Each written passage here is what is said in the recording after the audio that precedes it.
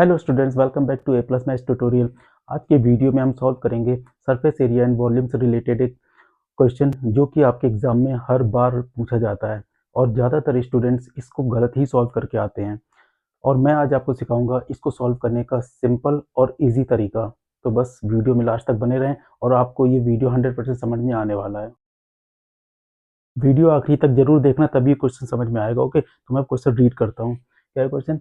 From a solid cylinder whose height is 2.4 centimeter and diameter is 1.4 centimeter.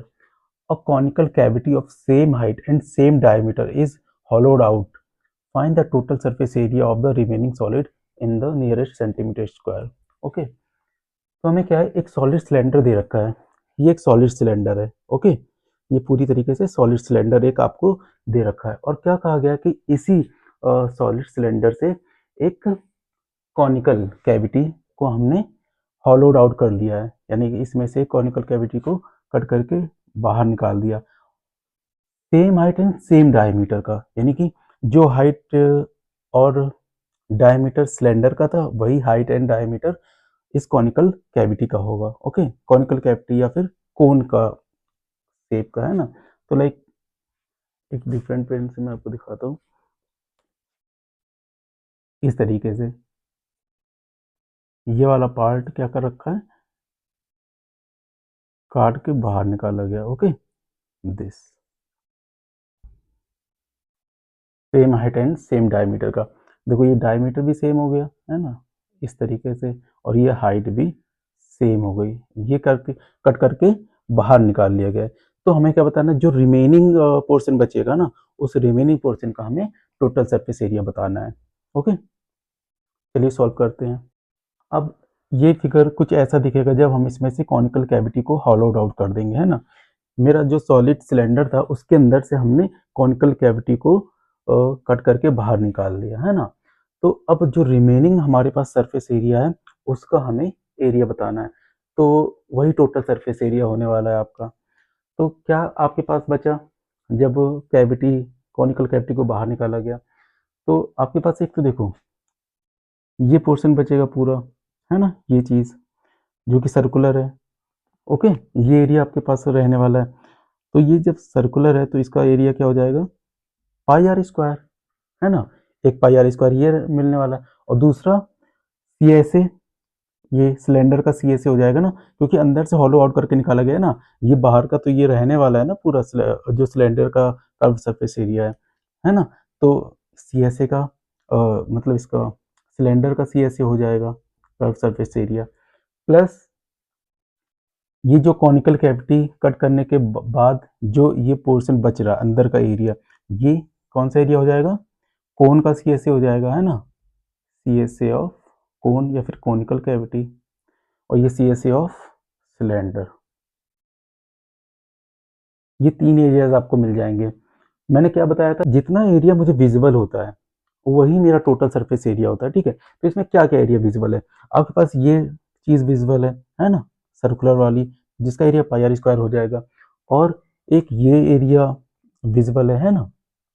Okay, तो एक ये आपके पास हो जाएगा कोन का, और तीसरा एक ये पोर्शन है ना, curve surface area of cylinder. ये चीज़ें आपको विजिबल हैं।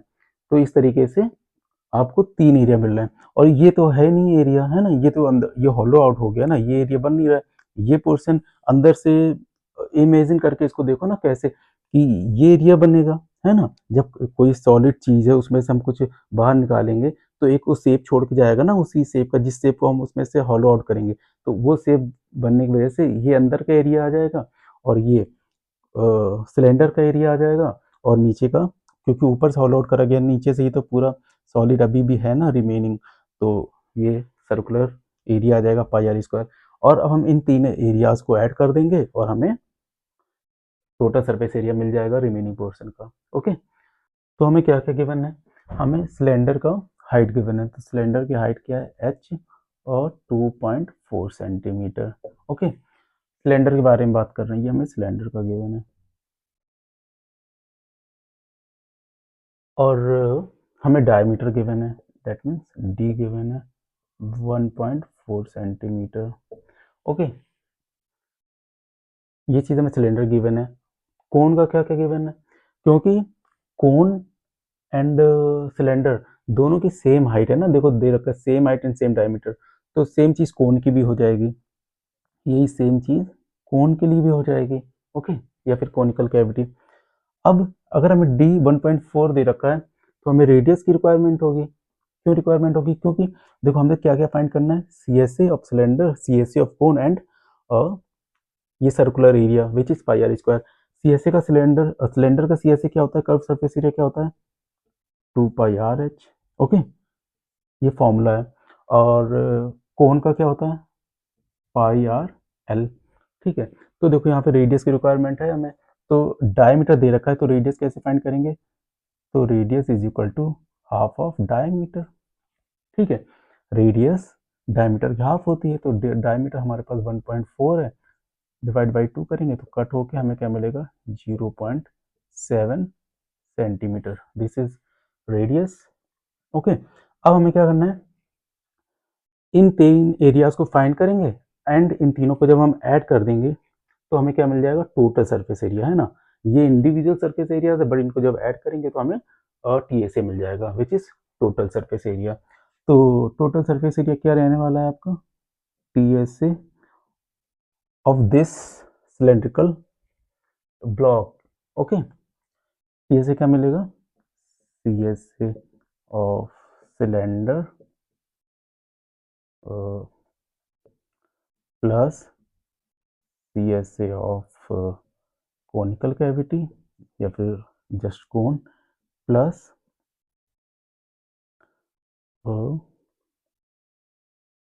बॉटम पोर्शन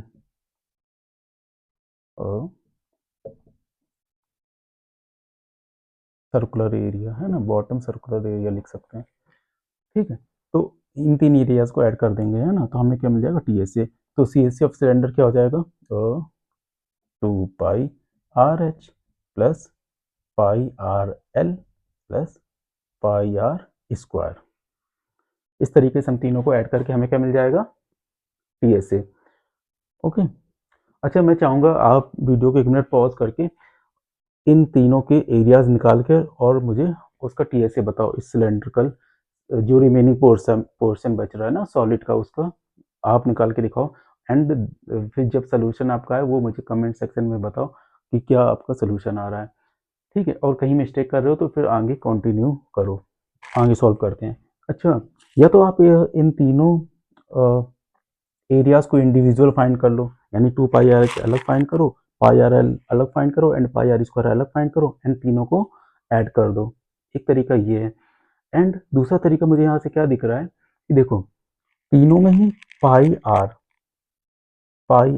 और इसमें भी देखो, इसमें 2 r है तो एक आर, इन तीनों में ही पाई आर कॉमन है, तो क्या मैं इसको कॉमन नहीं ले सकता हूँ, तीनों में ही अगर तो ले सकते हैं ना, तो पाई आर कॉमन आ गया। अभी मैं वैल्यूज पुट नहीं कर रहा हूँ, जस्ट इसी को सिंप्लीफाई करने की कोशिश कर रहा हूँ, है ना। एंड ये 2h यहाँ से बचेगा, प्लस यहाँ से पाई आर कॉमन आ गया तो l बचेगा रिमेनिंग, प्लस पाई आर एक कॉमन आ गया तो एक r हमारे पास यहाँ से बचेगा। जब मैंने पाई आर को कॉमन लिया तो हमारे पास ब्रैकेट के अंदर क्या रह गया, 2h plus l plus r। अब h क्या है, हमारी हाइट है, दोनों की ही सेम है। l क्या है, हाँ, कोन की l हमें यहाँ पे फाइंड करनी हो, क्योंकि जो सी एस ऑफ कोन होता है वो पाई आर एल होता है, और l क्या है, स्लांट हाइट। l क्या होती है हमारी, slant height. Okay, slant height कौन सी, ये वाली हाइट है ना, हमें इसकी रिक्वायरमेंट होती है to find C S A of cone, ये एल होती है हमारी, है ना। तो ये कैसे फाइंड करी जाती है, इसका फॉर्मूला होता है L is equal to root of h² plus r²। इस फॉर्मूले से हमें क्या मिलेगा, एल मिलेगा। ठीक है, एल, अब इसको जब मैं आगे सॉल्व करूंगा तो मैं क्या करूंगा, एच और आर की वैल्यू पुट करता हूँ। एच की वैल्यू कितनी है, 2.4 है।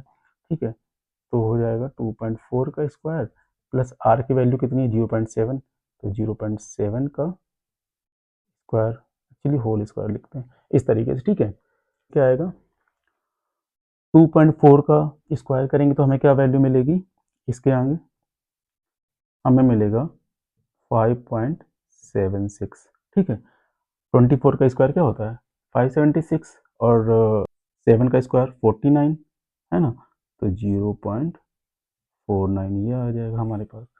अब इन दोनों को ऐड कर दो 6.25। ओके, कैलकुलेशन ये आपको खुद अपनी साथ साथ करनी है, ऐसे देखने से कैलकुलेशन नहीं आती है। ओके, अब रूट ऑफ 6.25 क्या होता है 2.5। यहाँ से मैं एल की वैल्यू क्या मिलेगी जाके लास्ट में 625 का स्क्वायर रूट जब निकालेंगे तो 2.5 आएगा ना 25। ओके, 2.5 आएगा। अब ये एल की वैल्यू हम पुट कर देंगे यहाँ पे, है ना। पाई की वैल्यू क्या लेनी है, कुछ भी नहीं दे रखा ना पाई के लिए, तो हम पाई की वैल्यू 22/7 ले लेते हैं। चलो, गिवन होती तो हम 3.14 लेते हैं, जब हमें गिवन हो। जब गिवन ना हो तो हम अपने मन से चूज करेंगे 22/7। आर की वैल्यू कितनी है 0.7 ब्रैकेट 2। एच की वैल्यू कितनी है 2.4। एल की वैल्यू कितनी अभी हमने फाइंड करी 2.5। आर की वैल्यू कितनी है 0.7। इंडिविजुअल अलग अलग फाइंड करने से बेटर ये है ना, एक साथ सिंप्लीफाई तरीके से आंसर आ जाता है। अब देखो यहाँ से 7 से ये 7 कट हो जाएगा, 0.1 आएगा, है ना। अब 22 से 0.1 में मल्टीप्लाई अगर हम करेंगे, इसके आगे यहाँ पे सॉल्व करता हूँ, है ना, तो इसका मल्टीप्लाई करेंगे तो क्या मिलेगा 2.2 हो जाएगा, है ना।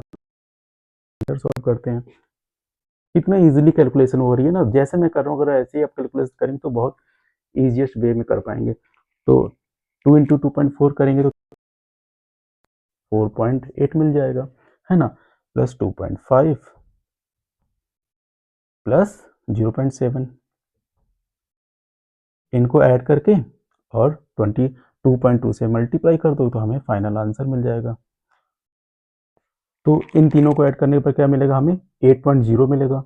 पहले मैंने क्या मल्टीप्लाई किया 4.8 एंड 2.5 को मल्टीप्लाई करेंगे तो हमें क्या मिल जाएगा 7.3 एंड 7.3 में जब 0.7 को ऐड करेंगे तो मिलेगा 8.0। 2.2 इंटू 8.0। अब इन दोनों को मल्टीप्लाई करेंगे तो मुझे मिल जाएगा 17.6 सेंटीमीटर स्क्वायर।